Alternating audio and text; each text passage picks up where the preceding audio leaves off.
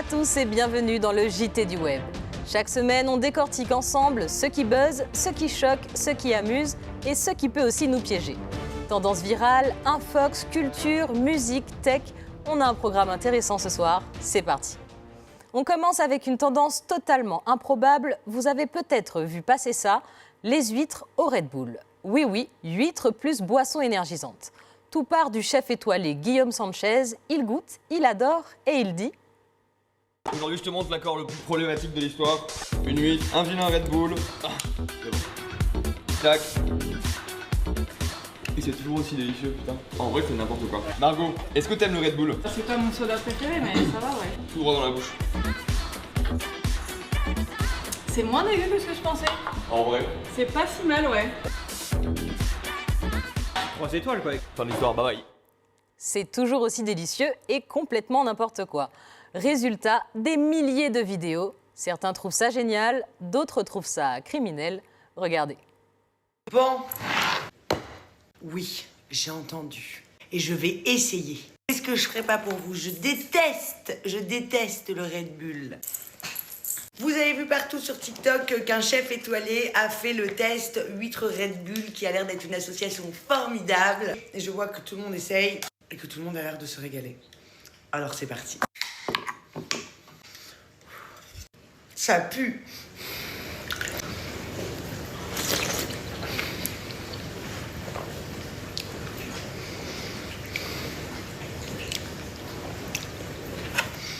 Excusez-moi, mais c'est aberrant. Attendez. Ça, vraiment, je peux pas le boire. C'est-à-dire que pour moi, c'est un médicament. Je trouve ça dégueulasse. Eh ben, ça améliore le goût du Red Bull de ouf, genre. T'es prête? Bah oui. Bon, TikTok, on a décidé de se faire le petit défi de goûter de la Red Bull avec des huîtres. Donc avec Mathilda, on va tester ça. Et on va vous dire ce que ça donne. Ça marche? T'es prête? Vas-y. Allez, tiens. Ça sent bizarre. Oula. Oh, petit long. 1, 2, 2, 3.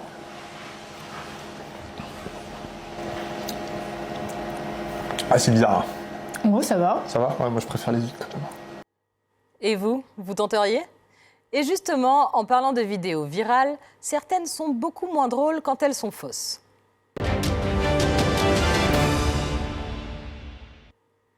Cette vidéo a fait le tour du web. On y voit une femme se faire mordre par une hyène pendant un safari. La scène est choquante. Regardez. Le cri déchirant de cette jeune femme attaquée par une hyène affole les réseaux sociaux. Sur Twitter, la vidéo explose les compteurs, plus de 8 millions de vues. En quelques jours, ses doigts sont entièrement pris dans la gueule de l'animal. Mais miracle, quand la hyène dessert son étau, la main de la jeune femme est indemne. Sauf que c'est un montage réalisé par IA. Rien n'est vrai, ni la morsure, ni même le safari. C'est encore un excellent rappel. Plus c'est spectaculaire, plus il faut vérifier. En parlant de rumeurs, une autre a beaucoup tourné cette semaine. Selon plusieurs postes, l'État préparerait une taxe pour les célibataires. L'Assemblée nationale a adopté. Tu es célibataire? Profites-en pendant qu'il est encore temps parce qu'à partir de 2026, le gouvernement va mettre en place une taxe spéciale sur les célibataires. Oui, c'est vrai. Cette mesure, appelée contribution à la solidarité familiale, obligera chaque personne vivant seule à payer jusqu'à 200 € par an s'ils ne partagent pas leur foyer avec un conjoint ou un enfant. Officiellement, cette taxe a pour but de soutenir les familles et de rééquilibrer les contributions entre les foyers français. Mais beaucoup y voient une mesure totalement injuste envers les personnes seules. Et attention, les données fiscales, les contrats de location et même les factures d'énergie seront utilisées pour repérer ceux qui vivent seuls. Tu vis seul dans ton appartement, tu seras automatiquement concerné. Pas de dérogation, sauf cas exceptionnels. Étudiants, veufs ou parents isolés. Certains disent que c'est une bonne idée pour aider les familles, mais d'autres parlent d'une discrimination déguisée contre les célibataires. Et toi, t'en penses quoi? C'est une mesure juste pour soutenir les familles ou une arnaque de plus qui va punir ceux qui vivent seuls? La réponse est simple, c'est faux. Aucune loi, aucun projet, encore une infox qui joue sur la peur et qui se propage très vite. Mais tout n'est pas négatif, certains sujets créent aussi beaucoup de réactions. Nicolas Sarkozy sort un nouveau livre et Internet a immédiatement réagi. Mèmes, messages critiques, messages de soutien, détournements humoristiques, tout est passé. Une simple annonce et les réseaux s'emballent. Ce qui démontre que la politique se joue également en ligne. Et puisqu'on parle du numérique, voyons l'impact qu'il peut avoir économiquement. YouTube a dévoilé ses chiffres pour 2024. Résultat, son écosystème a généré plus d'1 milliard d'euros pour le PIB français. Et ce milliard, c'est quoi ?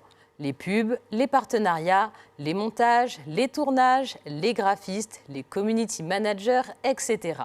YouTube, ce n'est plus juste une plateforme, c'est une industrie culturelle à part entière. Et puisque l'on parle de réussite, parlons musique. Aya Nakamura bat encore des records. Elle devient l'artiste féminine francophone la plus streamée de la décennie. Avec plus de 10 millions d'auditeurs mensuels sur Spotify et plus de 291 millions d'auditeurs par mois d'après YouTube Music, oui, par mois, elle se place devant certaines des plus grandes stars mondiales comme Billie Eilish, Lady Gaga, Taylor Swift ou encore The Weeknd. Un succès qui dépasse largement les frontières. Et dans cette édition, je voulais aussi vous raconter une histoire inspirante. Elle s'appelle Malisha Karwa, elle a 12 ans, elle vit en Inde, dans les bidonvilles de Mumbai, et rêve d'être mannequin. En 2020, un acteur américain la rencontre par hasard, il l'aide à créer un compte Instagram et une cagnotte en ligne, ses photos deviennent virales et sa vie change. Aujourd'hui, Malisha a 17 ans, elle est mannequin. Elle travaille avec des grandes marques, notamment Vogue, Cosmopolitan India, Yuvati, et elle défend les droits des enfants. Une preuve que parfois, le web peut changer une vie. Dans un autre registre, le monde des concours de beauté a aussi eu sa surprise. Olivia Yassé, Miss Côte d'Ivoire, avait été élue Miss Univers Afrique et Océanie, et quelques jours plus tard, elle renonce à son titre. Elle parle de valeurs, elle parle de choix personnels et sa décision a été largement saluée. Un geste rare et très commenté. Et on termine aujourd'hui avec un sujet tech, un sujet très intéressant et très puissant. Google vient de lancer Nano Banana Pro. C'est une IA dédiée à l'image, une des plus avancées du moment. Elle crée des photos ultra réalistes, des infographies propres, des visuels complexes, du texte parfaitement lisible en plusieurs langues. En clair, un outil très puissant pour les créateurs, mais aussi un risque. Regardez. Le tout nouveau modèle d'intelligence artificielle Gemini 3 Pro, eh bien c'est là-dessus que va se baser Nano Banana Pro, qui est juste bluffant. On va tester ça tout de suite. Mais démarrons tout de suite avec une demande de génération d'une photo publicitaire réaliste. On va voir la qualité d'une bouteille de jus d'orange bio posée sur une table de petit déjeuner ensoleillé. L'étiquette de la bouteille indique clairement le texte et là ça va être le challenge. Soleil du matin, 100% naturel.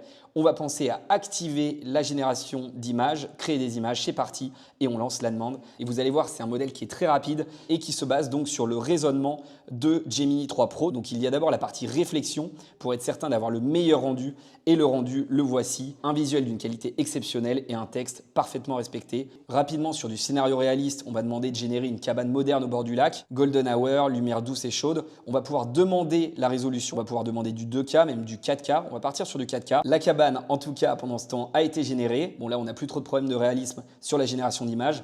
Et on va voir à quel point c'est consistant. C'est-à-dire que quand on utilise un prompt de relance, on va lui dire simplement la même cabane au bord du lac, nuit orageuse, c'est pas la même ambiance, éclairage bleu néon et clair de lune. On va lancer cette nouvelle demande et on va voir à quel point les deux images sont fidèles, avec évidemment un contexte complètement différent. Et ça y est, la maison est la même, mais on a les néons, on a l'orage, on a le lac agité. Et si vous regardez au niveau des détails, les transats, le feu, etc., c'est exactement la même chose que sur l'image initiale, avec un angle différent. Parce qu'une image générée peut ressembler à une vraie photo et les frontières se floutent encore un peu plus. Une innovation fascinante, mais à utiliser avec prudence. Et c'est ainsi que se clôture cette édition. Merci de nous avoir suivis. On se retrouve vendredi prochain à la même heure sur votre chaîne. Pour revoir l'intégralité de ce JT et vos émissions favorites, retrouvez-nous dès maintenant sur notre chaîne YouTube ATV97 et sur nos réseaux sociaux Instagram, Facebook et TikTok. Je vous souhaite un très bon week-end et surtout, restez curieux, informés et connectés. Bonne soirée sur ATV.